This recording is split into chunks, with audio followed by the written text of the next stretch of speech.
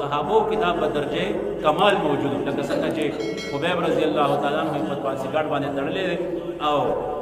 هغه ورته وایي چې صرف ته دومره ووایه چې زما په ځای زه دلته نه یم، زما په ځای پیغمبر علیه الصلاۃ والسلام دلته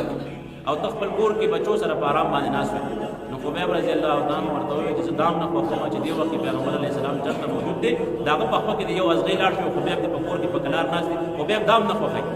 دا د صحابو جذبه وه. او بیا دا مو فرمایل چې یا الله دې وخت کې ما سره څوک هم نشته چې زما سلام ستا پیغمبر ته ورسوي، نو یا الله زما سلام خپل حبیب ته ورسوي. او د هغه ځای سلام پیش کو او بذریعه جبرئیل علیه السلام پیغمبر علیه السلام مسجد نبوي کې حاضر او په سلام پیش کو او پیغمبر علیه السلام صحابه ته فرمایل چې خبیب غیبانه سلام اجي موږ ویل کنن انټرنیټ ته او نن فلا او دومره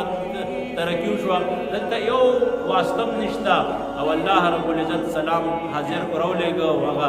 پیغمبر علیه السلام ته سلام راو رسید او پیغمبر علیه السلام ته فرمایي